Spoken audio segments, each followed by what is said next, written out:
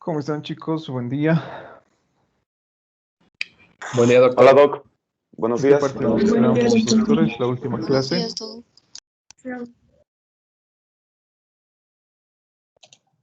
Nos quedamos en blefaritis, doctor. Hicimos ectropion y entropion.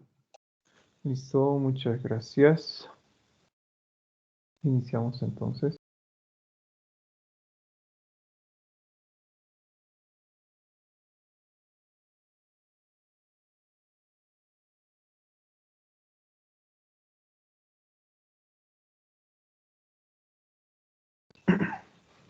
Iniciamos entonces, doctores, con nuestra clase.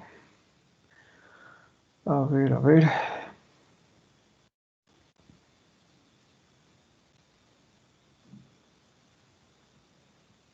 Listo. Bueno, mientras va cargando la presentación, ¿no? Recuerden que estamos viendo, doctores, prácticamente lo que son algunos signos. Recuerden que la cabeza es una región en la cual tenemos gran cantidad de manifestaciones semiológicas y obviamente su estudio es importante, ¿no?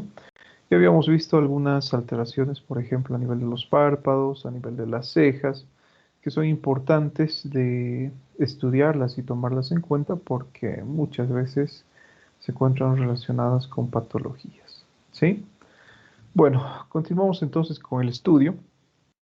Hoy haremos referencia a otras alteraciones que muchas veces encontramos a nivel de los ojos.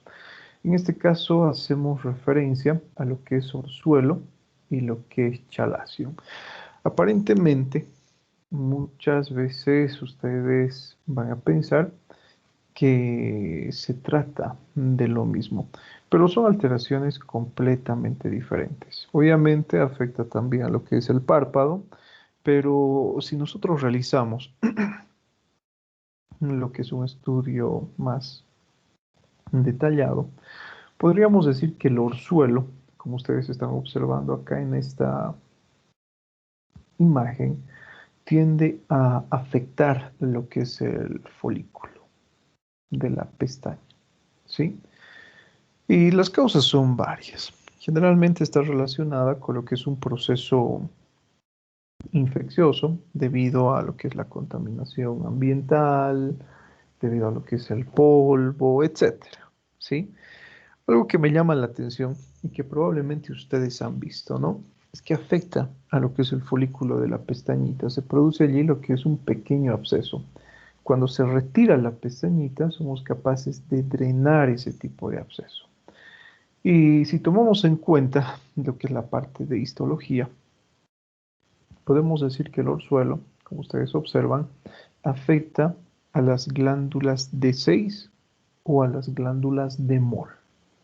En cambio, el chalación, a diferencia del orzuelo, es una manifestación o es una alteración crónica que no afecta lo que es el folículo de la pestaña. Sin embargo, es capaz de afectar lo que es el párpado. Y eso es debido a que afecta a las glándulas de meibomio, que seguramente, como les he mencionado, han visto en sus clases de histología, ¿no? Las causas pueden ser las mismas, pueden estar relacionados con lo que es la contaminación medioambiental. Probablemente lo que han visto con mayor frecuencia es el orzuelo, y no tanto así el chalación, pero el chalación es igual de frecuente, solamente que no es visible a simple vista o a simple inspección, porque como afecta a las glándulas de meibomio, recuerden, ¿no? Las glándulas de meibomio se encuentran acá, en esta porción. Ustedes necesariamente tienen que evertir el párpado para observar estas lesiones, ¿sí? Y justamente encontramos lo que son lesiones blanquecinas. Y seguramente ustedes, especialmente en julio, en agosto, que son épocas donde hace viento, han presentado lo que es un dolor a nivel del párpado, especialmente a nivel del párpado inferior. Probablemente han presentado lo que es lagrimeo excesivo y probablemente al despertar han presentado una gran cantidad de lagañas.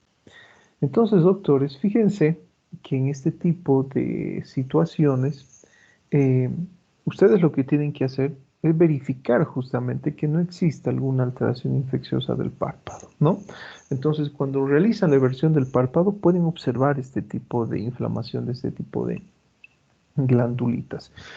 Es usual que este tipo de alteraciones, como el orzuelo y el chalación, cursen con lo que es una blefaritis, ¿no? Que ya habíamos mencionado, que es la inflamación del párpado. Bueno, acá estamos viendo dos imágenes que también hemos estudiado ya cuando hemos visto facies. Habíamos hecho referencia a lo que es el lago oftalmos y habíamos hecho referencia a la ptosis palpebral. ¿Alguno de ustedes recuerda cuál es la diferencia entre estos dos?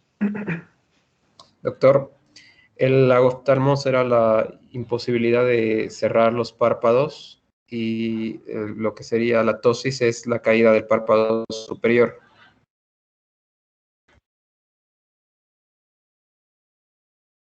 Listo, lo que menciona su compañero, ¿no? La oftalmos es la incapacidad para ocluir el párpado. Y era frecuente en pacientes que presentan, por ejemplo, parálisis facial periférica. Acá podemos observar en esta imagen esto justamente. Observen que tenemos la imposibilidad para cerrar el párpado. ¿Cómo yo me doy cuenta? Porque encuentro, ¿no?, este signo, que es el signo de Bell. Yo trato de ocluir el párpado y automáticamente el globo ocular se desvía hacia arriba. ¿Sí? Típico de este tipo de pacientes. Acá tenemos, por ejemplo, la otra alteración, que es ptosis palpebral, que es la imposibilidad, en este caso, para abrir el párpado, o es la caída del párpado, como ha mencionado su compañero. Que habíamos mencionado, ¿no? Es típico de aquellos pacientes que presentan, por ejemplo, lo que es parálisis o lesión del simpático cervical, el denominado síndrome de Clauber-Horner. Sin embargo, doctores, también es frecuente encontrar, perdón, este tipo de lesión en algunas parálisis, especialmente de algún par craneal, el tercer par craneal, por ejemplo, que cursa muchas veces con ptosis palpebral, ¿sí? Tenemos otro término, bueno, observen que es el blefaroespasmo, que probablemente ustedes también lo han experimentado, ¿no? Cuando hablamos de blefaroespasmo, como dice el nombre, son espasmos musculares involuntarios a nivel de los párpados. Y esto se presenta en diferentes situaciones, especialmente en situaciones de estrés. Les pongo el siguiente ejemplo. Probablemente ustedes se encuentran estresados y alguna vez han percibido ese temblor, ¿no?, a nivel del párpado. Ustedes se observan en el espejo y resulta que no evidencian ningún tipo de temblor. En casos de intoxicaciones también por alcohol, si ustedes alguna vez han consumido alcohol hasta el punto de quedar intoxicados, también habrán presentado, por ejemplo, lo que es el blefaroespasmo, por el consumo de ciertas drogas también, o probablemente actualmente se haya incrementado el blefaroespasmo en ustedes debido, por ejemplo, a esa exposición continua, ¿no?, a sus pantallas, por ejemplo, a los teléfonos celulares, a las computadoras, etcétera. Es frecuente entonces, ¿sí? Sin embargo, podríamos decir Doc, que no tiene gran importancia clínica. Así que les pongo el siguiente ejemplo. Si ustedes presentan este tipo de blefaroespasmo, que también puede presentarse en condiciones normales, no van a sospechar, ¿no?, en lo que es un estado de estrés, en un estado de alcoholismo. Para realizar lo que es el diagnóstico de estrés, alcoholismo, intoxicación por drogas, nos basamos en otros datos que son mucho más, podríamos decir, predominantes y precisos. Adelante. Doc, el blefaroespasmo, yo una vez lo escuché como fasciculaciones. No sé si es Sí, correcto son eso. fasciculaciones. Ah, Sí, son fasciculaciones. Obviamente cuando realizamos lo que es, cuando utilizamos este término que son fasciculaciones, hace referencia a lo que es la contracción de fibras musculares y no así de todo un grupo muscular. ¿Sí? El término médico es blefaroespasmo, que se produce por esa contracción de esos fascículos musculares y no así de todo el grupo muscular. Bueno, hablamos de picanto, es algo que también ya habíamos visto en facies, ¿no? Recuerden, doctorcitos, ¿en qué tipo de pacientes era frecuente? Sus camaritas se activan, por favor. Pacientes con síndrome de Down. Síndrome de Down. En pacientes con síndrome de Down, ¿no? Ese tipo de alteración que ustedes están observando, bueno, es notorio, ¿no? Resalta a la inspección. Es este pliegue cutáneo que ustedes están observando en la parte interna del ojo. Era frecuente en pacientes con síndrome de Down, o es frecuente en pacientes con síndrome de Down, es frecuente en pacientes con retraso mental, con cierto déficit mental, en el mongolismo habíamos mencionado, es frecuente incluso en pacientes de raza asiática, ¿no? En chinos, japoneses, malayos, camboyanos, etcétera, ¿sí? Sin embargo, en ellos no es acentuado. Si ustedes recuerdan, esto habíamos visto en fascie, ¿no? De allí proviene el nombre de fascie mongólica, porque es típica de los mongoles, solamente que en ellos no es acentuado. Por eso ellos tienen ese ojito o esos ojitos rasgados tan típicos, ¿sí? Bueno, continuamos entonces, que ya habíamos visto esto. Habíamos hablado también, doctores, de cuál es la importancia de la conjuntiva palpebral. Dentro de lo que es el estudio de la conjuntiva palpebral, acá nosotros estamos observando justamente esta conjuntiva. Su importancia clínica radica, les había mencionado, que es el sitio ideal para pesquisar anemia. ¿Sí? Es el lugar ideal. Obviamente existen otros lugares, ¿no? Como la mucosa oral o yugal, la piel propiamente del paciente, el llenado capilar, etcétera. Pero este es el sitio ideal. No debemos confundir con lo que es la conjuntiva vulvar, que es esta, ¿sí? Que es la parte blanca del ojo, la esclera, que también es de gran importancia dentro de lo que es el estudio semiológico. Recuerden que a nivel de estas dos estructuras yo puedo observar las manifestaciones iniciales o bien de anemia, y en caso de la conjuntiva vulvar o la esclera, la ictericia. ¿Sí? Ya hemos hablado entonces de esto. ¿Qué les llama la atención, doctores, de esta imagen? La que se encuentra a su izquierda. Epífora. No. Inflamación de la conjuntiva vulvar. Inflamación de la conjuntiva vulvar. Existe lo que es un edema de la esclera. Observen. El término médico para eso, doctores, es quemosis. Cuando ustedes observan esa conjuntiva vulvar, esa esclera, esa parte blanca del ojo así, incrementada de tamaño, hablamos de quemosis. ¿Qué es edema? En este caso, ¿cuáles son las causas, doctores? Bueno, las causas son varias, ¿no? Está relacionada especialmente con lo que son procesos infecciosos. Por ejemplo, haber una conjuntivitis alérgica, una conjuntivitis infecciosa, una panoftalmitis, por ejemplo. Los traumatismos también son capaces de ocasionar lo que es este tipo de alteración.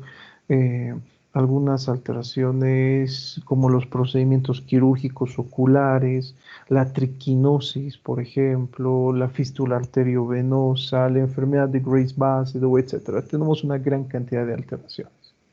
Tenemos la epífora, por otro lado. Cuando hablamos de epífora, observen, ¿no? Esta es una de las fases de los estudiantes de tercer año de medicina al finalizar el semestre. ¿Qué es lo que les llama la atención de la epífora? Es el lagrimeo excesivo, ¿sí? Acá vamos a corregir algunos puntos, doctores, de su libro de semiología de Chamorro. El libro de semiología de Chamorro nos dice que la epífora se presenta por una obstrucción total del conducto lacrimal. Espero que en la tercera y cuarta edición eso ya se haya corregido, pero aquellos que están utilizando la segunda edición nos habla de que un proceso obstructivo total del conducto lacrimal es capaz de producir epífora. Está totalmente equivocado, ¿sí? Cuando existe lo que es un proceso obstructivo total, no existe epífora. Más al contrario, debería existir lo que es xeroftalmia, que en este caso es la sequedad del globo ocular. En algunos procesos obstructivos parciales, sin embargo, podemos encontrar epífora, ¿sí? ¿Por qué? Porque en este caso recuerden que la producción de lágrimas es normal durante el día. En un proceso obstructivo parcial se va acumulando las lagrimitas que se producen durante el día dentro del conducto lacrimal. Entonces, esa acumulación hace que el vertido, por ejemplo, sea más continuo. Podría ser, pero especialmente debe estar relacionado, doctores, con otro tipo de alteraciones, ¿no? ¿Con qué tipo de alteraciones? Por ejemplo, las mismas que acabo de mencionarles. Lo que es una conjuntivitis alérgica, por ejemplo, lo que es la presencia de un cuerpo extraño a nivel del globo ocular. Y cuando hablamos de seroftalmia, observen, hay algo llamativo, ¿no?, en esta imagen. Si comparamos con la epífora, el epífora, debido a que el ojo se encuentra muy bien lubricado gracias a las lágrimas, el ojo tiene un brillo característico. Pero ¿qué es lo que sucede, por ejemplo, cuando hablamos de la seroftalmia? Pierde su brillo. Observen, el globo ocular se vuelve opaco. Entonces, se vuelve opaco justamente porque existe una sequedad persistente de la conjuntiva. Y eso origina lo que es esa opacidad de la córnea. Las causas, doctores, son grandísimas. Una de las características, podríamos decir, o una de las causas más frecuentes es el síndrome de Sjögren. ¿Sí? Característico en este tipo de pacientes. Y en este caso sí podemos encontrar lo que es un proceso obstructivo total del conducto lacrimal como causa de seroftalmia. ¿Listo? De eso también Doc, habíamos visto en clases adelante. perdón, síndrome de, ¿cómo dijo? Síndrome de Sjögren. Ya.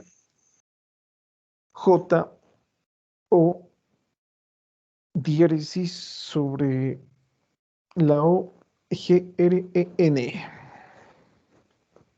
Bueno, hablamos de exoftalmos y hablamos de enoftalmos, que también hemos estudiado en facies. Cuando hablamos de exoftalmos, recuerden que hablamos de esos ojos saltones, ¿no?, que estamos observando en la imagen, de esa protrusión del globo ocular, de ese crecimiento de los ojos, que les había mencionado, se presentan en estados hiperfuncionales de la glándula tiroides, pero en un hipertiroidismo como tal no es frecuente. Es más frecuente en un estado hiperfuncional que se denomina enfermedad de Graves-Bassett.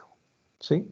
Ya sabemos cuáles son los signos, habíamos hablado qué es lo que sucede con la mirada, les había mencionado que muchas veces el exoftalmos o el crecimiento es tan grande que produce desgarro de los músculos oculares y eso produce otro signo, ¿no?, que es el signo del ojo de vidrio. Entonces ya sabemos cuál es la causa. Obviamente, para que nosotros pensemos en lo que es una alteración tiroidea, debemos tomar en cuenta que el exoftalmos debe ser bilateral. Si es unilateral, sospechamos en un tumor retroocular. Lo mismo sucede con el enoftalmos. En el enoftalmos, bueno, en este caso, también podemos encontrar uno que sea bilateral y otro que sea unilateral. Recuerden que el unilateral es típico de aquellos pacientes con lesión de simpático cervical o síndrome de Clown-Werner-Horner. Y se asocia a otras alteraciones, ¿no? Tenemos enoftalmos, tenemos miosis unilateral, tenemos ptosis palpebral y muchas veces tenemos anhidrosis, que son las características típicas, por ejemplo, de este tipo de fascia. En cambio, cuando es bilateral, generalmente está relacionado con alteraciones nutricionales. Pero entre las causas más frecuentes de enoftalmos de tipo bilateral, encontramos los estados de deshidratación. Sí, solamente para mencionar lo que ya habíamos repasado con anterioridad. Bueno, esto es algo que no habíamos visto, que hace referencia a lo que es estrabismo. Entonces, ¿qué es el estrabismo? El estrabismo se define, doctores, como la pérdida del paralelismo de la mirada. Lo normal es que cuando un paciente observa un objeto, debe existir paralelismo de la mirada. ¿Eso qué quiere decir? Que los ojos se encuentren dentro de un mismo eje. ¿Sí? Vamos a poner este ejemplo. Miren lo que acabamos de estudiar. ¿Existe paralelismo de la mirada? Sí. No existe desviación de la mirada. Entonces, cuando nosotros hablamos de estrabismo, lo que nosotros observamos es la desviación de la mirada. Observen, acá tenemos diferentes tipos de estrabismo, ¿no? Convergente. ¿Por qué se dice que el estrabismo es convergente? Porque en este caso la mirada converge. Eso quiere decir que se dirige hacia adentro. Tenemos el estrabismo divergente, que significa que la mirada diverge, es decir, en este caso el globo ocular se encuentra desviado hacia afuera. Tenemos el estrabismo, por ejemplo, vertical, que puede ser sursumbergente y deorsumbergente. Lo que ustedes están observando en esta parte final de la imagen hace referencia al estrabismo sursumbergente. ¿Eso qué quiere decir? Que existe desviación de la mirada hacia arriba. Y cuando hablamos de lo que es el estrabismo deorsumbergente, existe lo que es desviación de la mirada hacia abajo. ¿Listo? Ahora, ¿qué sugiere el estrabismo? Generalmente, doctores, sugiere lo que es lesión de los músculos que dan movilidad a los pares craneales, como estamos observando acá. Tenemos como causas la lesión del tercer par craneal, del cuarto par craneal y del sexto par craneal. Pregunta, doctorcitos. ¿Recuerdan la inervación del globo ocular? ¿No Cada recuerdan? músculo va a estar inervado Sí. por un nervio diferente y por un par craneal diferente. A ver, ¿cuál espero? El oblicuo, si no me equivoco, era por el troqulear, el cuarto par, el que está superior derecho, perdón, superior lateral, superior lateral. Bueno, ¿por qué es importante eso? ¿Por qué les pregunto? Eso lo vamos a estudiar mucho más adelante de forma detallada en semiología 2, ¿sí?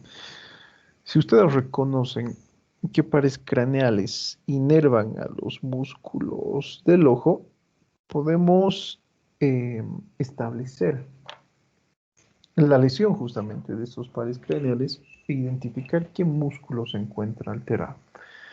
Entonces, antes que me olvide, doctorcitos, vamos a hacer lo siguiente. Como ya tenemos clínica para el segundo parcial, les voy a pedir que estudien lo que es inervación de los músculos oculares. Solamente recordar lo que han visto en sus clases de anatomía, ¿sí? Y estudiar lo que es la sinergia ocular. Con sinergia ocular me refiero al movimiento de los músculos oculares. Bueno, prácticamente todos los músculos se encuentran inervados por el tercer par craneal, ¿verdad? A excepción, por ejemplo, de lo que es el oblicuo mayor y el oblicuo menor. Bueno, el oblicuo menor también se encuentra inervado por el tercer par, pero ¿qué es lo que sucede, por ejemplo, con el oblicuo mayor? Se encuentra inervado por el cuarto. ¿Y qué sucede, por ejemplo, con el músculo recto externo? Se encuentra inervado por el sexto. Así que les pongo el siguiente ejemplo, doctores. Si ustedes observan este tipo de estrabismo convergente, yo les pregunto en su examen, ¿qué músculo se encontrará afectado y qué par craneal? ¿Cuál será su respuesta? Recto lateral. Sí. A ver, ¿qué es lo que sucede? Les voy a poner el siguiente ejemplo. En este caso, la mirada se desvía hacia el lado de la lesión o hacia el lado contrario a la lesión. Hacia el lado contrario. A ver, su compañero dice hacia el lado contrario. ¿Y los demás qué opinan, doctores? Al lado de la lesión. Al lado de la lesión. A ver, ¿a cuál le damos importancia? Les voy a poner el siguiente ejemplo. Todos alguna vez, cuando eran niños, ya saben, ¿no? Hace algunos meses atrás, probablemente han jugado este jueguito de tira y afloja. ¿Sí? Tenemos un pañuelito acá en la porción media y tenemos 5 personas a este lado y tenemos 5 personas a este lado. Cada una de esas personas ejerce lo que es tracción de ese pañuelito, ¿sí? ¿Qué pasa si estas personitas de acá dejan de ejercer fuerza? ¿Hacia qué lado se desvía el pañuelo? Hacia el lado que está ejerciendo fuerza, ¿sí? Entonces, acá sucede algo similar. Existe lo que es desviación en el lado o hacia el lado en el que exista lo que es funcionalidad todavía. Entonces, el estrabismo convergente, como ustedes están observando en esa primera imagen, ¿qué sugiere? Sugiere lesión, en este caso, del sexto par craneal.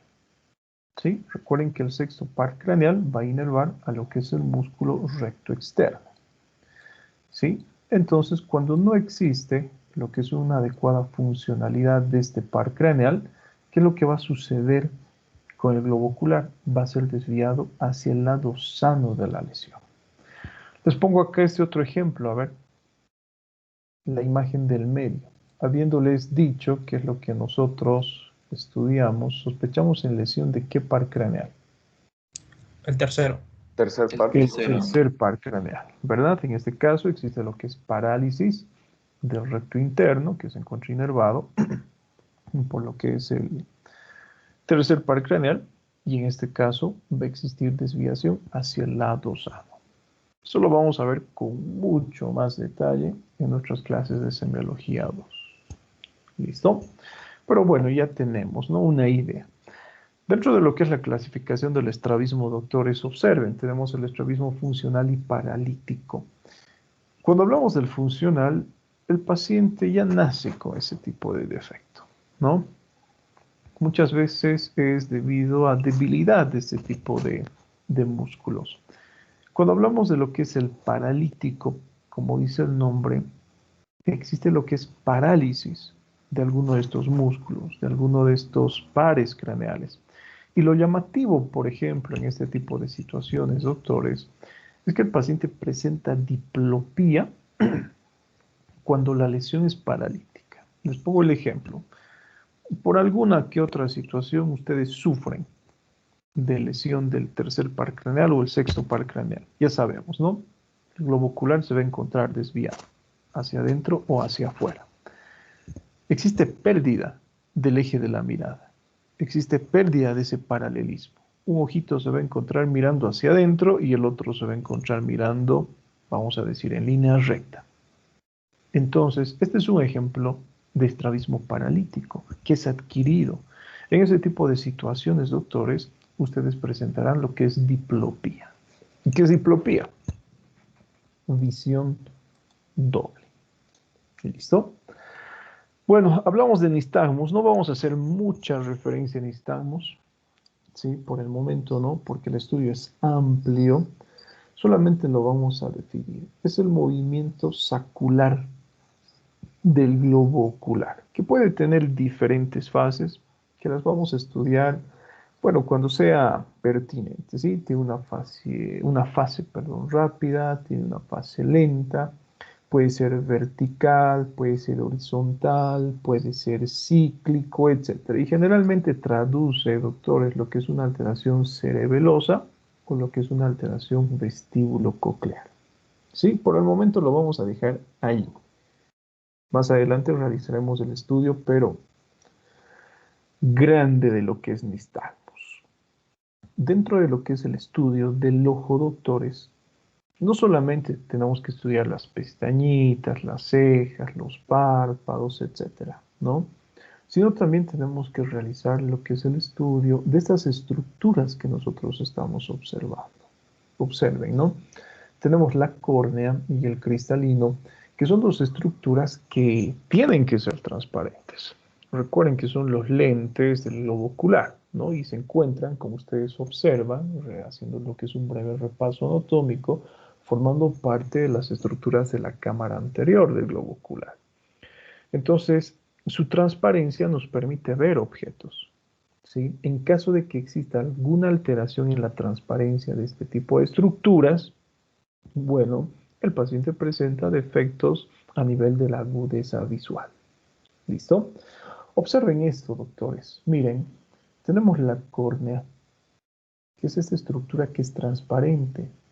Y gracias a su transparencia, yo voy a poder observar lo que es el cristalino. Y voy a poder observar las características, por ejemplo, de la pupila, la capacidad de contraerse, por ejemplo, cuando es estimulada con un haz luminoso, la capacidad de dilatarse, etc.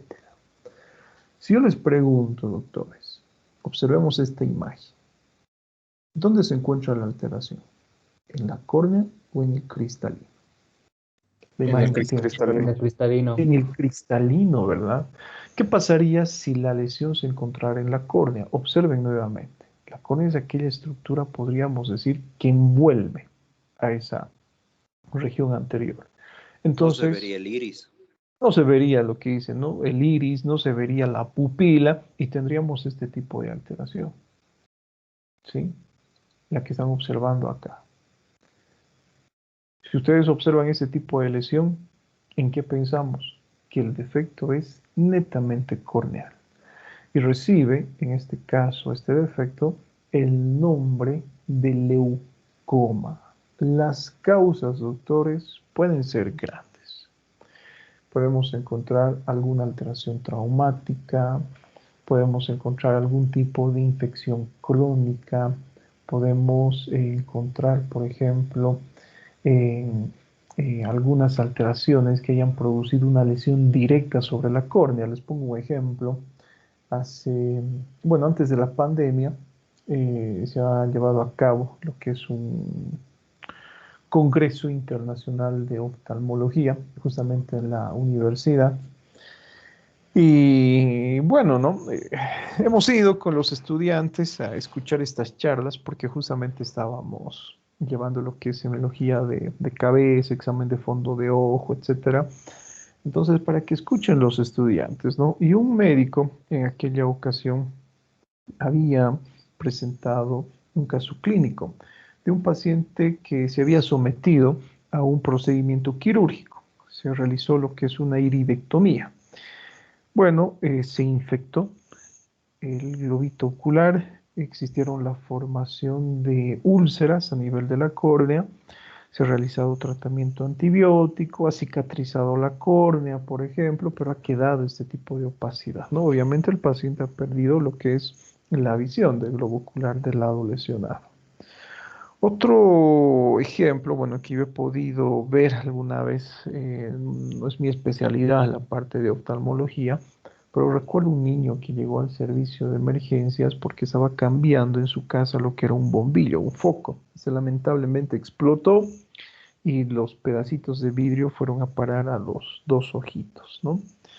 Entonces, bueno, la madre y el padre completamente irresponsables, en vez de llevarle al niño cuando ha sucedido este tipo de accidente al servicio de emergencia oftalmológica de forma inmediata, le llevan después de 3 o 4 días, creo.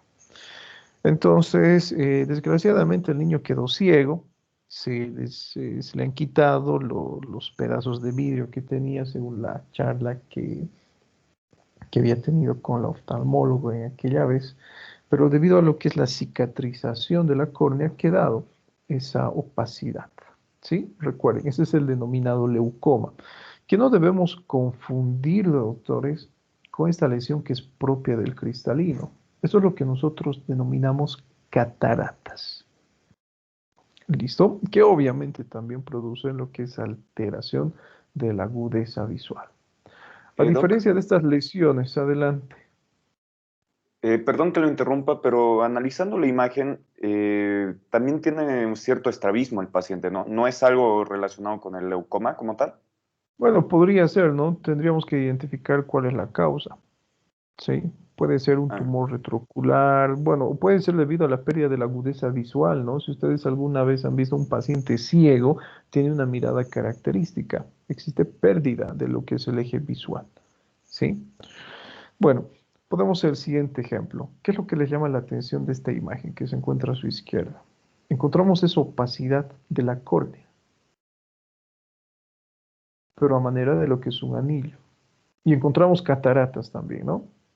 Fíjense que hasta cierto punto se conserva la transparencia de la córnea, pero en el cristalino encontramos este tipo de opacidad. Es una catarata asociada ¿a qué?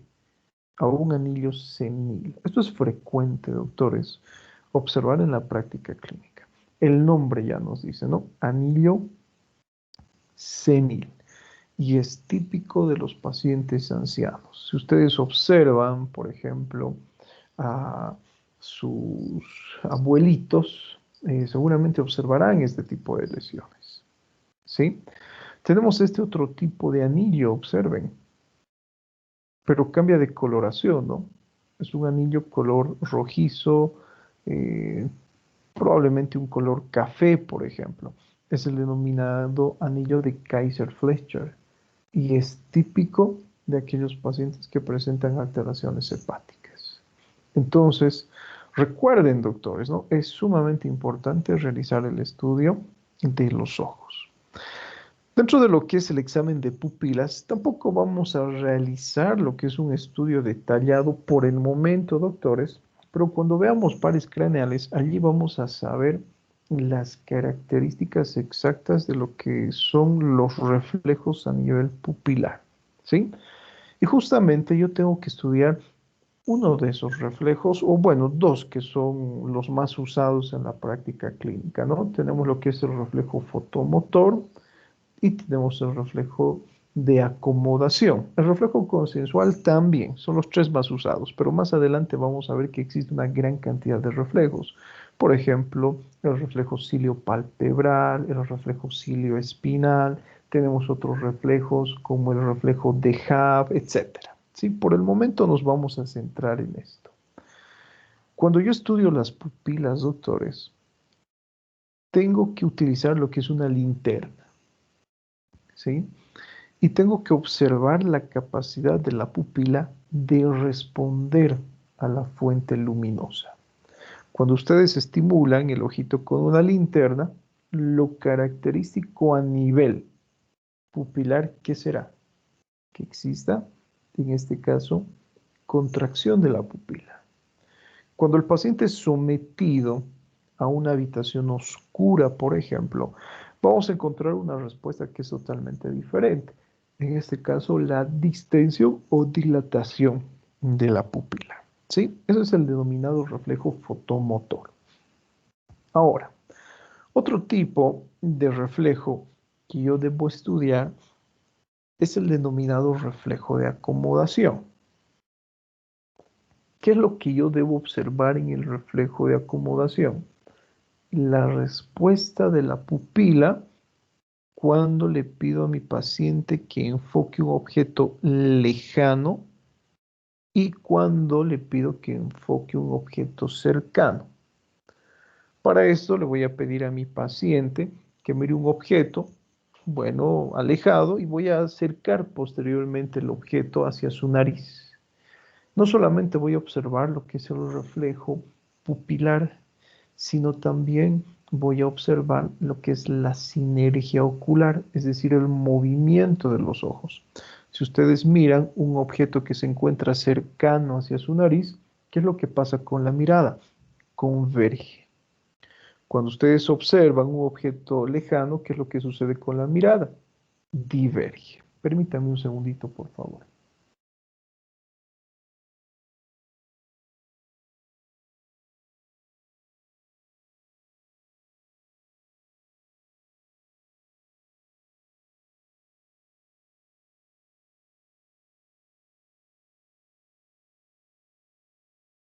Bueno, como les estaba mencionando, ¿no?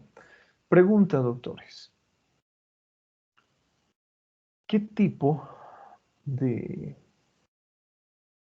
alteración o de respuesta, mejor dicho, ustedes pueden encontrar en un paciente que mira un objeto lejano?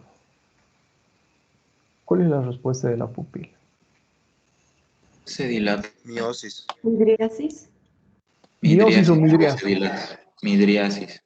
Midriasis, ¿no? La dilatación de la pupila. Y cuando miran un objeto cercano, Miosis. Miosis. Miosis. contracción de la pupila. ¿Sí? Eso es lo que nosotros debemos encontrar. Bueno, a ver, hablamos de anisocoria. Miren, cuando hablamos de anisocoria, encontramos una alteración en los diámetros de la pupila. Lo normal es que exista cierta variación, ¿sí? Pero esa variación, bueno, muchas veces no sobrepasa los 2 milímetros. Eso más adelante lo vamos a estudiar, ¿no? Sin embargo, cuando el defecto, por ejemplo, es así de llamativo, doctores, miren, hablamos de anisocoria, que es esa desigualdad pupilar, que es frecuente encontrar, observen, en malformaciones congénitas, en la iridectomía, que es un procedimiento quirúrgico, en la sífilis nerviosa. En la sífilis nerviosa existe un signo que se denomina el signo de Argyll-Robertson, que se caracteriza por qué. En este caso se caracteriza porque existe la pérdida del reflejo fotomotor, pero se conserva lo que es el reflejo de acomodación. Es frecuente también encontrar en pacientes que presentan hematoma subdural ipsilateral. ¿Eso qué quiere decir? Un hematoma subdural del mismo lado de la lesión en el cual no existe respuesta pupilar. Bueno, tenía un docente de neurocirugía que era buenísimo, que hace algunas semanas ha fallecido, el doctor Trigo, que era una eminencia en Bolivia, ¿no? Él nos decía que los ojos son las ventanas del sistema nervioso, y es verdad, porque si muchas veces nos encontramos con este tipo de alteraciones, especialmente frente a lo que es un traumatismo, ¿qué es lo que sucede? Realizamos el examen de reflejo fotomotor y supongamos que no encontramos respuesta en un ojito. Bueno, acá vamos a hablar, ¿no? El ojo permanece dilatado a pesar de la iluminación, ¿sí?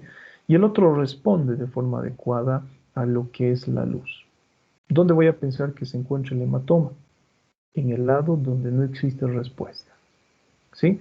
Espérenme, doctores, por favor, 10 minutitos. Tengo que atender una llamada urgente y enseguida regreso.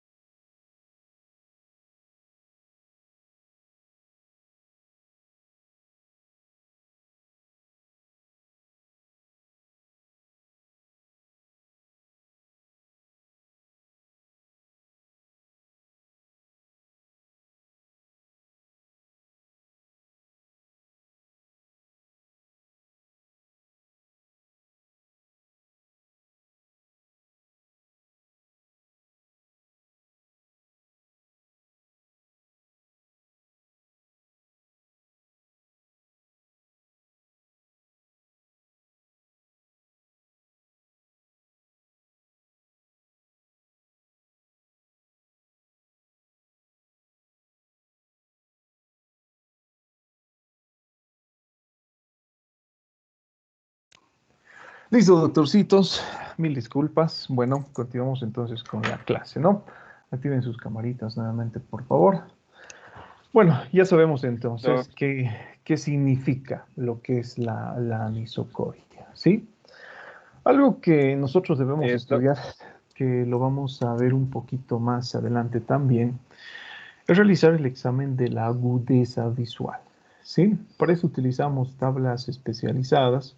Probablemente si ustedes se han sometido alguna vez a lo que es el examen de la agudeza visual, se utilizan, ¿no? Tablitas que contienen letras, ¿sí? Que son las tablas de Snellen, tenemos las tablas de Wecker, por ejemplo. Pero en caso de que no contemos con estas, tenemos que utilizar nuestros dedos para evaluar lo que es la agudeza visual. Eso lo vamos a dejar para un poquito más adelante. Justamente vamos a hablar de optometría, yo creo que ya la siguiente clase, ¿no? Sin embargo, cuando el paciente hace referencia a la pérdida, por ejemplo, completa de la agudeza visual, permítanme, por favor, doctores, otra vez.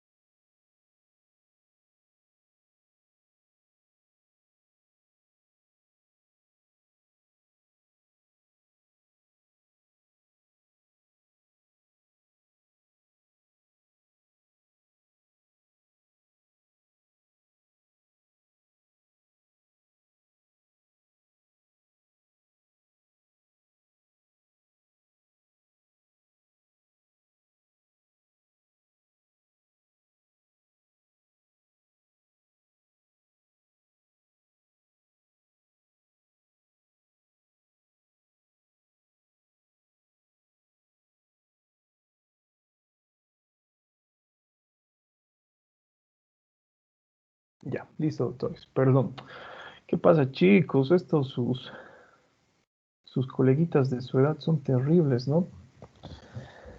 Complicada está la situación a nivel Cochabamba con esto del COVID. Les estaba mencionando, si es que existe pérdida completa de la agudeza visual, el término adecuado es amaurosis. Las causas pueden ser varias, eh, desde un traumatismo, alteración en el nervio óptico, algunas alteraciones, como por ejemplo hemos visto, ¿no?, en nuestras clases de fisiopatología, la denominada retinopatía diabética, la retinopatía hipertensiva, etcétera. Entonces tenemos que identificar cuál es la causa, obviamente a través de lo que es el examen físico general y complementario, ¿no? Pero muchas veces no solamente existe lo que es pérdida completa de la agudeza visual, sino existe lo que es una disminución de la agudeza visual. Y acá tenemos un ejemplo de esto, ¿no? Una persona que cursa con lo que es la pérdida de la agudeza visual llega a ver de esa forma, todo borroso. Es capaz, o no es capaz, mejor dicho, de distinguir los objetos con precisión. Entonces, el término adecuado para eso, doctores, es ambliopía. ¿Listo? Disminución de la agudeza visual. Bueno, no solamente vamos a evaluar la agudeza visual a través de estas tablas optométricas que les había mencionado, sino también tenemos que evaluar la agudeza visual por campos visuales. Y para eso, doctores, lo que nosotros realizamos es un examen que se denomina examen de confrontación. ¿Sí? ¿En qué consiste el examen de confrontación? ¿Alguna vez han visto cuando dos luchadores se confrontan? ¿Saben lo que es confrontar? Se miran fijamente, Se miran ¿verdad? fijamente, Están a digamos. punto de besarse, por ejemplo. Están cerca uno del otro. Ese es el examen de confrontación. De allí el nombre, ¿no? Se confrontan entre ambos. Debemos realizar ese examen. Ahora, para que nosotros realicemos lo que es un examen de confrontación adecuado, en teoría, como médicos, debemos tener un campo visual que sea perfecto. Si yo soy médico y presento en este caso lo que es una alteración de mi campo visual, entonces es imposible realizar este tipo de examen para evaluar el campo visual. Eso ya lo han visto probablemente en sus clases de fisiología, ¿no? ¿Qué es lo que hacen ustedes? Dividen el campo visual en cuadrantes, como estamos observando acá, por ejemplo. Dividimos en cuadrantes, en 4 cuadrantes. Entonces lo que hacemos es mostrar al paciente un objeto y evaluar cuadrante por cuadrante. Yo como médico tengo que tomar, por ejemplo, un lapicero, un marcador, ¿sí? Y tengo que pedirle a mi paciente que durante todo este examen realice contacto visual conmigo. Entonces, ¿qué es lo que yo hago? Por eso es importante el examen de confrontación. Yo voy a mirar fijamente a mi paciente y mi paciente me mira fijamente. No debe existir movimiento ocular. Tomo el objeto y voy evaluando el campo visual cuadrante por cuadrante, sin necesidad de dirigir la mirada hacia el objeto.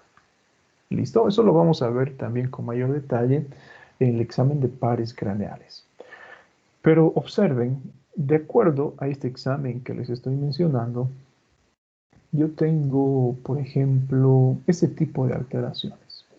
Pérdida de la mitad del campo visual, que recibe el nombre de hemianopsia, o la pérdida del campo visual de lo que es un cuadrante, que recibe el nombre de cuadrantopsia. Entonces, el paciente ve así, como ustedes están observando en esta imagen. Ve la mitad de su campo visual en caso de que exista lo que es una hemianopsia. ¿Listo? Y observen, tenemos este tipo de clasificación de las hemianopsis. Vamos a tomar en cuenta este punto, el ejemplo 2. Tenemos acá la nariz del paciente y tenemos una hemianopsia a nivel temporal y la otra también a nivel temporal. Ese tipo de hemianopsia recibe el nombre o puede denominarse hemianopsia bitemporal. ¿Por qué? Porque afectan los campos temporales de ambos globos oculares. Pero existen otros términos, como la hemianopsia homónima y la hemianopsia heterónima. ¿Qué quiere decir hemianopsia homónima? Observen el ejemplo 7. Tenemos lo que es una hemianopsia homónima. ¿Por qué se denomina homónima? Bueno, en este caso, a ver, vamos a suponer que este es el ojo derecho de mi paciente y vamos a suponer que este es el ojo izquierdo de mi paciente. Si ustedes se dan cuenta, en el ojo derecho, el campo visual derecho del ojo derecho es aquel que se encuentra comprometido, ¿sí? Campo visual derecho del ojo derecho. Y en el ojo izquierdo existe compromiso del campo visual derecho. ¿Pero de qué ojo? Del ojo izquierdo. Si ustedes se dan cuenta, en ambos ojos el campo visual derecho se encuentra alterado. ¿Listo? Bueno, el ejemplo nos dice izquierdo, ¿no? Pero estamos suponiendo que es un ojo derecho este y este es el ojo izquierdo. ¿Cómo afecta al campo visual derecho en ambos globos oculares? La hemianopsia se denomina hemianopsia homónima. Regresemos al ejemplo 2. Vamos a suponer lo mismo. Este es el globo ocular derecho y este es el globo ocular izquierdo. Supongamos que estamos viendo a nuestro paciente de frente. Si ustedes observan, existe compromiso del campo visual derecho del globo ocular derecho. Y existe el compromiso del campo visual izquierdo del globo ocular izquierdo. Afecta campo visual derecho e izquierdo. Entonces se denomina a ese tipo de hemianopsia heterónima. ¿Comprendido, doctorcitos? Más claro que la... Doc, ¿no? ¿cómo lo llamamos? ¿Heterohemianopsia o, perdón, ¿cómo? Hemianopsia heterónima. Heterónima. Ah, ya. Sí. Gracias. Bueno, observen, por ejemplo, este tipo de lesión. Es completamente diferente de una hemianopsia o una cuadrantopsia. En este caso encontramos lo que es una mancha, ¿no? Que recibe el nombre de escotomas. Esto puede ser debido a diferentes defectos. Puede ser debido a un defecto en las estructuras que forman parte de la cámara anterior del globo ocular. Puede deberse a lo que es una alteración de las estructuras de la cámara posterior del globo ocular. Eso lo vamos a ver de la misma forma más adelante, ¿no? Para no quitarle tema a lo que es examen neurológico, además que se van a olvidar para eso. Tenemos los escotomas positivos, tenemos los escotomas negativos, tenemos los escotomas centrales, periféricos, anulares, infundibulares, etc. Y reciben justamente esos nombres por las características que tienen los escotomas. Generalmente el paciente observa así, una manchita negra en su campo visual.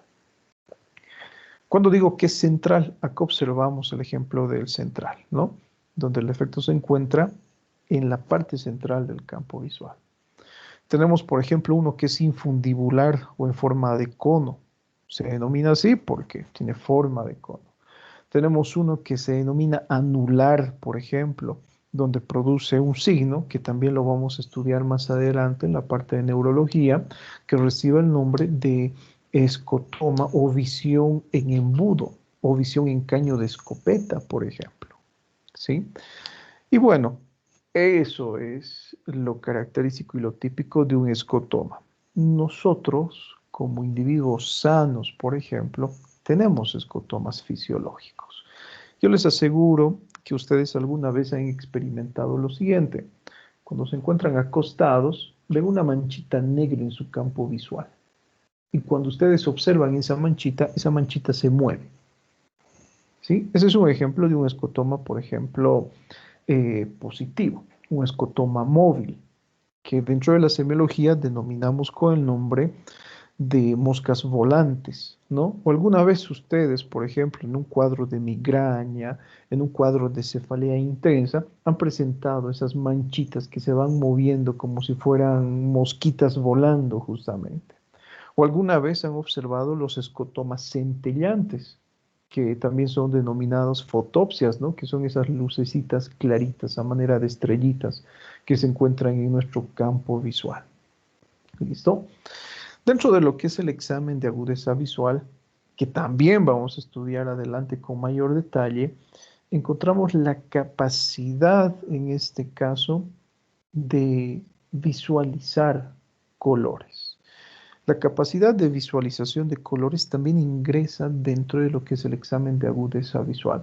Para esto yo utilizo, bueno, una tabla de colores, puedo utilizar cartas con diferentes colores, o puedo utilizar este test, ¿no? Que es el test de Ishihara.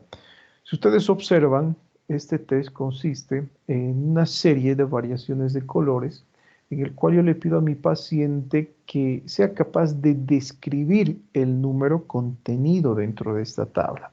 Aquellos pacientes que presenten algún tipo de alteración en la percepción de colores, como las denominadas discromatopsias, las acromatopsias, que son frecuentes en aquellos pacientes con daltonismo, por ejemplo, encontramos lo que es una respuesta totalmente anómala cuando sometemos a nuestro paciente a este tipo de test, ¿sí? ¿Qué es discromatopsia? La incapacidad para identificar los colores. ¿Qué es la acromatopsia? Es la ausencia total para discriminar o reconocer los colores. El paciente observa, por ejemplo, en caso de una acromatopsia, lo que es todo su alrededor en una escala de grises, en blanco y negro, por ejemplo. ¿Sí? ¿Qué número observan ustedes, doctores? 5. 5. 5. Bueno, debería observar el 2. ¿Sí? 6. Bueno, ven el 6, alguno por allí verá el 8, etcétera. Tantas cosas, ¿no? Que pueden suceder. Obviamente no vamos a decir que son daltónicos ustedes, ¿no? Pero lo normal es que observemos el número 2. Si ustedes observan el número 2, bueno, podríamos decir que su capacidad para reconocer estos matices de colores es adecuada, ¿sí? Bueno, miren, yo estoy en este momento con mis lentecitos y puedo observar el número 2 a la perfección. Me quito los lentes, no tengo ningún defecto visual, no soy miope, no tengo hipermetropía ni nada, pero observo el 5 cuando me quito los lentes, ¿sí? Probablemente por allí tengo ya, ¿no?, cierto defecto en mi agudeza visual que me impide reconocer este tipo de colores. Eso depende, doctores, de varios factores, ¿no? Por ejemplo, probablemente ustedes se encuentren en una habitación oscura, probablemente por eso no puedan identificar el color de forma adecuada. Recuerden que sus conos y bastones requieren de luz para que puedan estudiar de forma adecuada, ¿no?, la percepción de colores.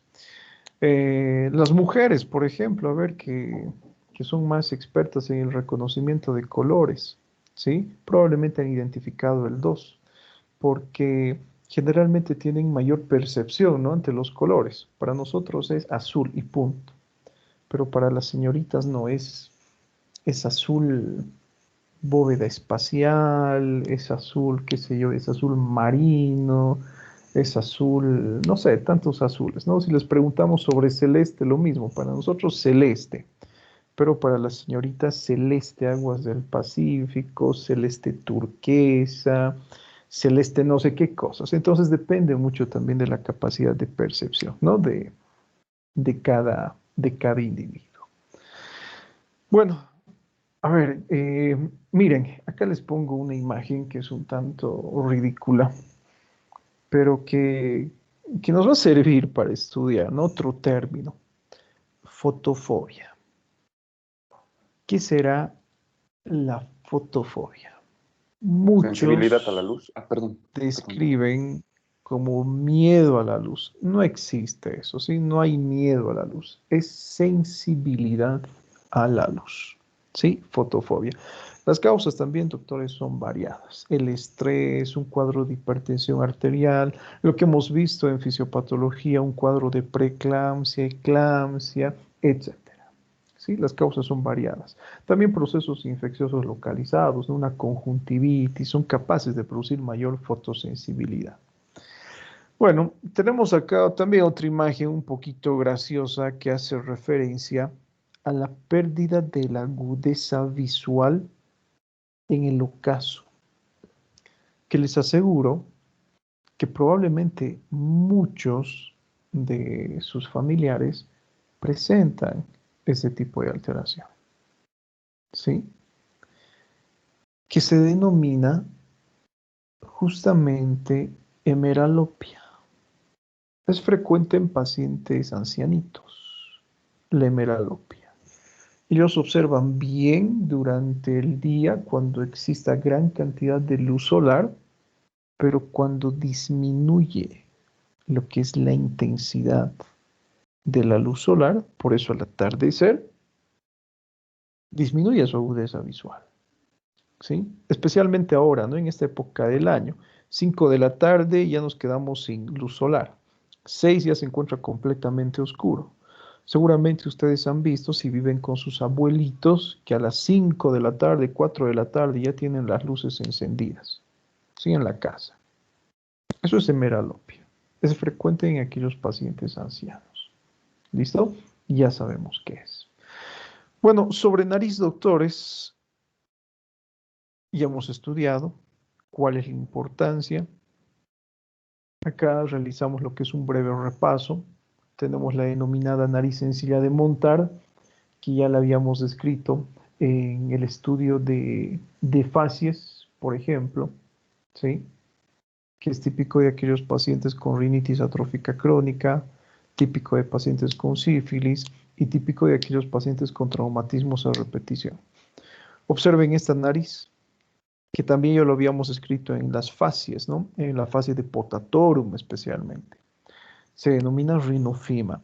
Si bien es frecuente de pacientes que sufren de alcoholismo crónico, ¿en qué otro tipo de pacientes podríamos encontrar? ¿Recuerdan? Pacientes que sufren de rosácea y pacientes que sufren de acné crónico. Esa nariz, ¿no? Con ese aspecto aframbuesado. Rinofima. Cuando hablamos de rinorrea, todos hemos experimentado rinorrea en nuestra vida. Es aquella secreción proveniente de fosas nasales, que puede ser clara, que puede ser serosa, que puede ser sanguinolenta, que puede ser purulenta, puede ser amarilla, puede ser verdosa. Cuando hablamos de la rinorrea, por ejemplo, clara y serosa, típico de las rinitis alérgicas, ¿sí? Cuando ustedes se encuentran expuestos al polen, cuando comen algún alimento picante, por ejemplo, debido a las alergias que presentan, existe lo que es rinorrea. En cuadros febriles agudos, por ejemplo, de etiología viral, un resfrío común tiende a producir este tipo de alteraciones. ¿Listo? Cuando hablamos de lo que es la rinorrea mucopurulenta, purulenta, que tiene características amarillas o verdosas, nosotros ya pensamos en lo que es un proceso infeccioso sobreagregado. Recuerden lo que han visto en sus clases de microbiología. No todos los agentes etiológicos son capaces de producir material purulento, solamente las bacterias. Entonces, en este caso, nosotros sospechamos en procesos infecciosos virales, pero asociados a lo que son procesos infecciosos bacterianos, ¿no? Algo frecuente que les había mencionado ya en una clase anterior, en un cuadro de sinusitis, por ejemplo. Cuando ustedes se limpian la nariz, ¿cuál es la característica de la secreción? Es amarilla, casi llegando al naranja, por ejemplo, o es verdosa, ¿sí? Y ya sabemos que encontrar a la percusión, por ejemplo, ¿no? En estos pacientes como datos asociados. Tenemos pacientes con rinitis atrófica crónica. La rinitis atrófica crónica, observen, presenta este tipo de nariz, atrofia de la nariz. Sin embargo, dentro de las características, por ejemplo, adicionales, para que yo pueda realizar el diagnóstico de rinitis atrófica crónica, voy a encontrar en mi paciente una secreción fétida, una secreción verdosa, una secreción costrosa, pero el paciente presenta anosmia, que es la ausencia de la percepción de olores. Sin embargo, para el examinador, las secreciones a través de lo que es las fosas nasales es sumamente fétida. Esto podríamos decir que acabo de mencionarles es lo característico de la rinitis atrófica crónica. En algunas ocasiones puede ser que ustedes encuentren, doctores, la nariz sencilla de montar. En estados muy avanzados podemos encontrar esto, pero no siempre cursa con nariz sencilla de montar la rinitis atrófica crónica. Bueno, aquí encontramos la epistaxis, ¿sí? ¿Qué sugiere o qué es la epistaxis? Bueno, se nota, ¿no? A simple inspección. Es la hemorragia a través de fosas nasales. Y las causas pueden ser varias, especialmente está relacionado con procesos traumáticos. Otra causa, la diatesis hemorrágica. ¿A qué hacemos referencia con diatesis hemorrágica? Alteración en los factores de coagulación. Tratamiento con anticoagulantes. Y hemos explicado por qué en fisiopatología, ¿no? Y el nombre lo dice, evita lo que es la coagulación de la sangre. Entonces, cualquier tipo de lesión, por muy pequeñita que sea a nivel de las fosas nasales, produce este tipo de hemorragias que en este tipo de situaciones pueden ser muy grandes. Tenemos como otra causa el síndrome de Rendu-Osler-Weber. ¿Recuerdan cuál era la característica de este síndrome? Se caracterizaba por la dilatación de los capilares superficiales. ¿Sí? Síndrome de Rendu-Osler-Weber. La hipertensión arterial, por ejemplo, debido a los cambios de la presión de pulso. Debido, recuerden, a que una de las estructuras que sufre con mayor frecuencia las alteraciones orgánicas y estructurales justamente son aquellos vasitos finitos, delgaditos, pequeños, ¿no? Que son muy sensibles a los cambios de presión. Dentro de las orejas, algo que nos importa es la implantación, que es algo que ya habíamos estudiado también, doctores. ¿Cuál es la característica normal de la implantación de las orejas?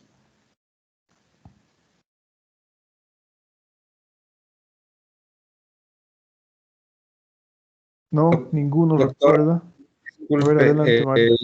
no sé si sea una buena referencia, pero yo vi en un video de unos estudiantes españoles que decían que el antitrago tenía que estar a la altura de la órbita inferior.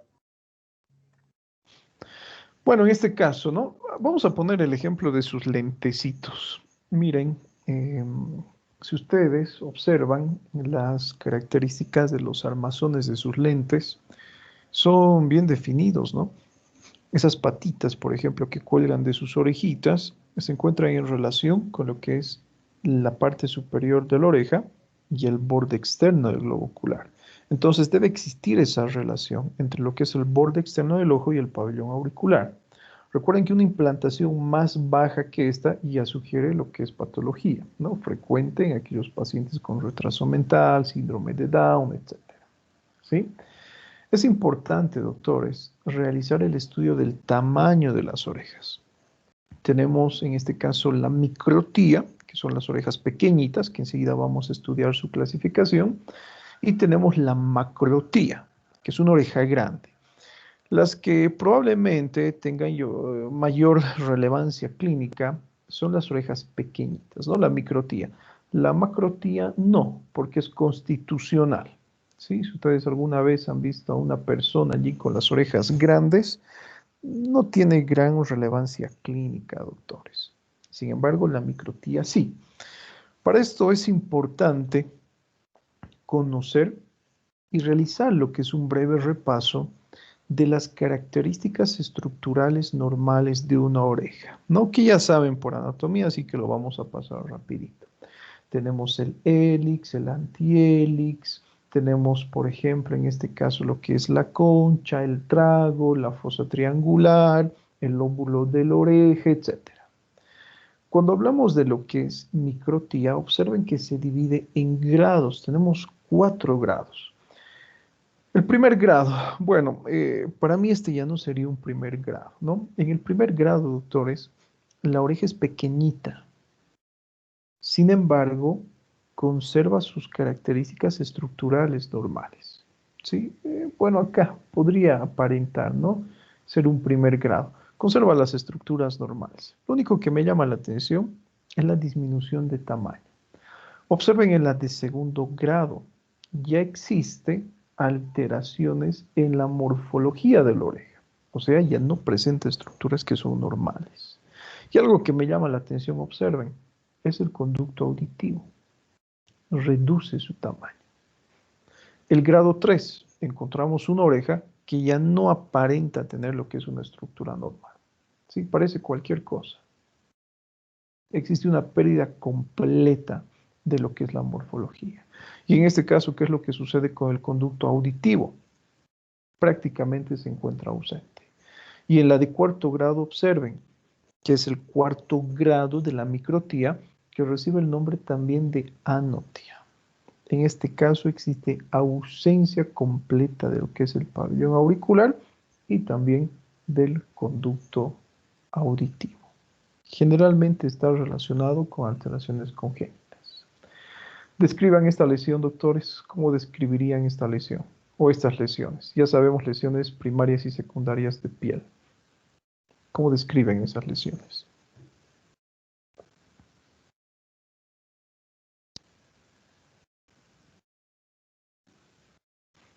Mastoiditis. No. ¿Nódulo? Bueno, puede ser, ¿no? Son estructuras nodulares. ¿Sí? Alguno de sus compañeros por allí me decía, puede ser una pápula, puede ser una pústula. Tendríamos que ver el contenido, ¿no? Son lesiones nodulares que cuando ustedes palpan son induradas y muchas veces se inflaman, como estamos observando acá. ¿Sí? Muchas veces presentan lo que es dolor, presentan lo que es una alteración en su coloración. Estos son los denominados tofus. ¿Qué sugieren los tofus?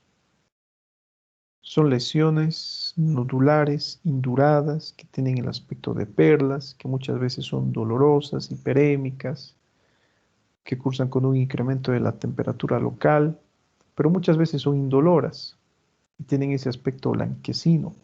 Sugieren lo que es la acumulación de ácido úrico. Es frecuente encontrar esto en pacientes con gota, por ejemplo, a nivel de las orejas. ¿Sí?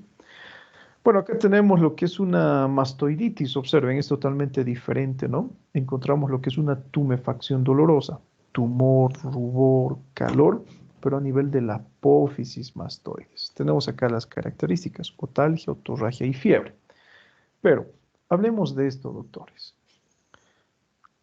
Vamos a utilizar tres términos: otorragia, otorrea y otorraquia. ¿Qué es la otorragia? Lo que ustedes están observando acá. La emisión de sangre a través de lo que es el conducto auditivo. ¿Qué sugiere? Puede sugerir algún traumatismo dentro de lo que es la propia oreja, por ejemplo, perforación de la membrana timpánica, o si es que existe el antecedente de caída de altura, traumatismo craneoencefálico, accidente de tránsito, sugiere lo que es fractura de base de cráneo. Cuando hablamos de otorraquia, es la emisión de un líquido claro por el conducto auditivo y hace referencia a la pérdida de líquido cefalorraquídeo. No es un líquido claro. El libro de semiología de Suros, por ejemplo, nos dice que es un líquido similar al agua de roca, tiene una coloración medio azulada, medio verdosa, pero es transparente. La presencia de líquido cefalorraquídeo a través del conducto auditivo, doctores, sugiere de la misma forma fractura de base de cráneo.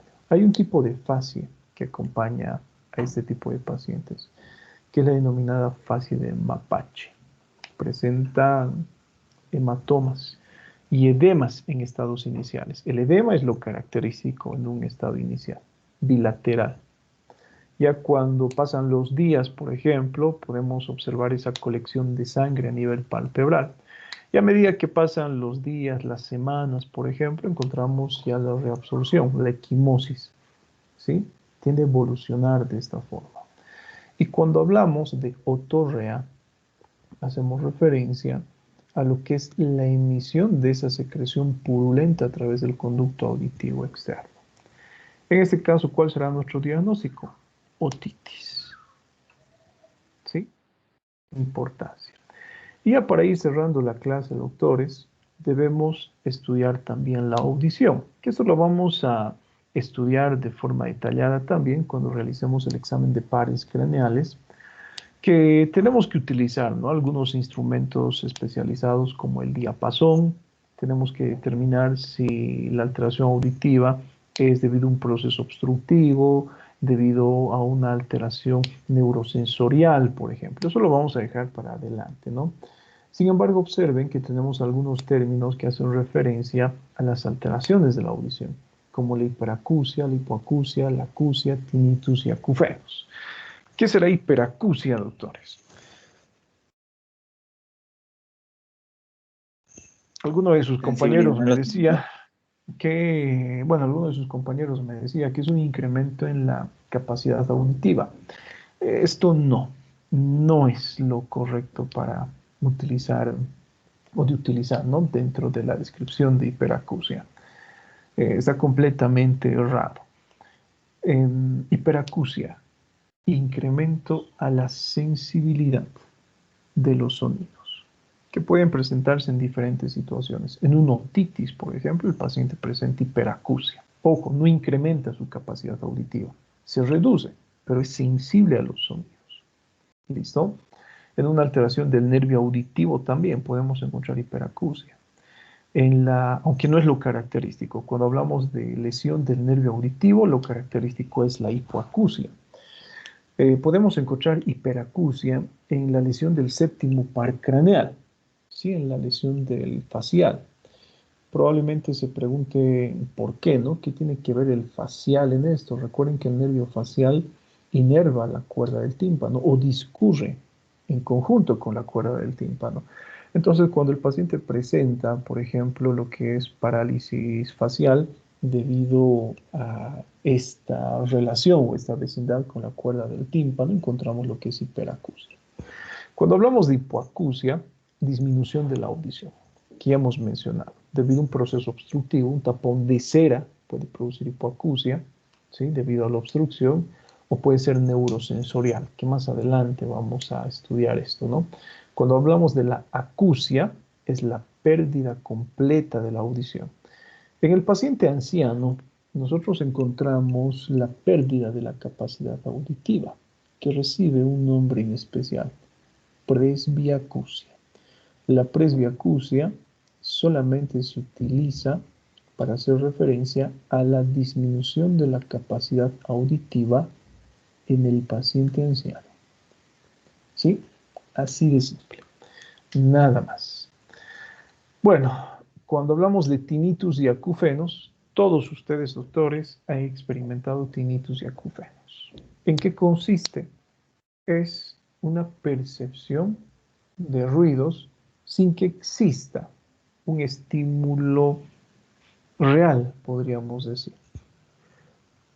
Por ejemplo, cuando hablamos de tinnitus, ustedes perciben un sonido agudo similar a un zumbido, pero que tiene la característica de ser agudo propiamente. ¿Cuál es la diferencia con el acúfeno? El acúfeno tiene la característica de presentar de la misma forma ese zumbido, pero con una tonalidad grave. Les pongo el siguiente ejemplo. Ustedes, bueno, salen de sus casitas, se van a estas fiestas COVID para contagiarse, para ganar inmunidad, se van a bailar, escuchan música con gran cantidad de volumen, llegan a sus casas, ya no existe estímulo sonoro, se acuestan y sienten un zumbido, ¿verdad? Cuando están expuestos bueno, cuando previamente han estado expuestos a ruidos altos. Este es un ejemplo de acúfeno. En ese momento ya no existe lo que es, podríamos decir, el estímulo sonoro que produzca este tipo de alteración. ¿En qué pacientes también podemos encontrar? En pacientes hipertensos, por ejemplo. Muchos libros consideran a tinnitus y a acúfenos como una alucinación auditiva. No necesariamente existe un estímulo real y aparece de la nada. Solamente ustedes escuchan ese tipo de sonido. ¿Listo? Los doctorcitos, nada más terminamos acá. Les llamo lista y nos vemos a las 10:35 en Fisiopato. ¿Listo, doctores?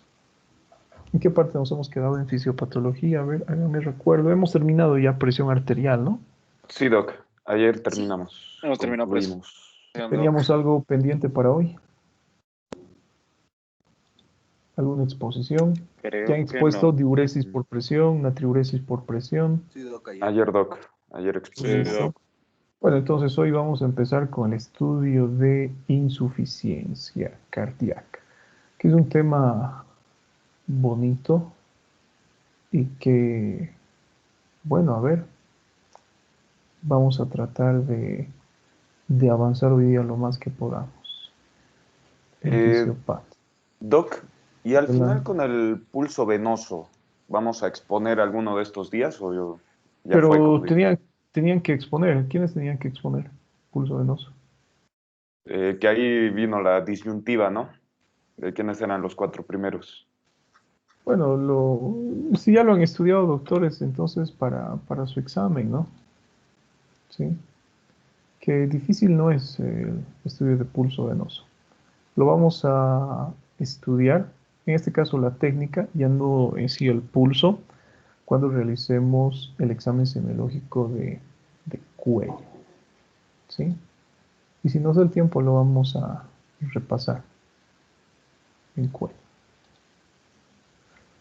Doc, una A ver, consulta. doctorcitos, Dentro del atentos. estudio Adelante. semiológico dentro del estudio semiológico de visión, Ajá. ¿también tocaría estudiar la cinetopsia para el examen, en todo caso? Estuve leyendo el Bueno, libro bueno, entre el recopilado y la investigación que hice solo había menciones, ¿no? bueno, claro, entre Pero más sea el estudio, entre más detallado sea el estudio, mucho mejor.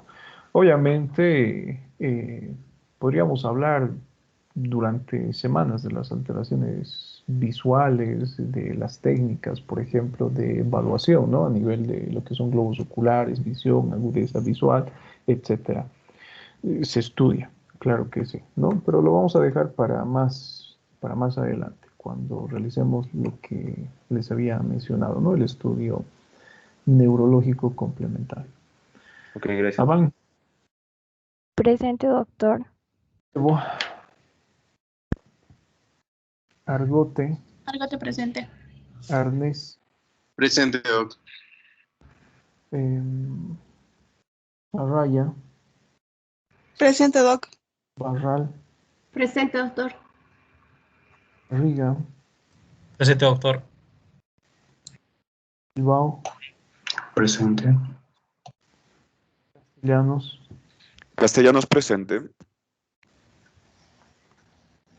Se escucha, ¿no? Gracias, presente, doc. listo, Encinas, Encinas, presente, doctor. Vera, Ferreira, presente. Flores, Presente, Flores. Gamboa, Presente, doctor Gamboa. Gómez, Presente. Gutiérrez, Presente, doctor. Gutiérrez Alejandra, Presente, Gutiérrez doc. Silvestre, Presente, doctor. José, Presente, doc. Guaita, Presente, doctor. Hurtado, Presente, doctor. Barra, Presente, doctor. Jaramillo, Presente, doctor. Loaiza, Loaiza, presente, doctor. López, López, presente, doc. Luján, Luján, presente, doc. Márquez, Márquez, presente. Miranda, Presente, doctor. Miranda Rebeco, Presente, doctor. Montaño. ¿Qué pasó con su compañerito Montaño? ¿Abandonó o no? Mundo Corre, Presente, doc. Muñoz, Presente, doctor. Nilipu, Presente. Orellana, Presente, doc. Ortuño, Presente, doctor. Parco, Presente, Pérez, doctor. Pérez, presente, doc. Pizarro, Presente, doctor. Rivera, Presente, doctor. Riva, Presente, doctor. Rocabado, Doctor Rocabado está haciendo unos trámites con su mamá. Me pidió que le avisara, por favor. ya, Sánchez, Presente, doctor. Ticona, Ticona, presente, doc. Torrejón, Torrico, Torrico, presente, doctor. Flores, Presente, doc. Velarde, Presente, doctor. Félix, Presente, doctor. Zambrano, Presente, doctor. Zambrano Sharon, Presente, doctor. Zamorano, Presente, doc. Centeno, Presente, doctor. Garay, Presente, doctor. Vargas. Presente, doctor. Listo, doctores, nos vemos entonces 10:35 en Doctor, Fisiopato. por favor, Chao, refondo, ¿no? chao. Aseo escribir.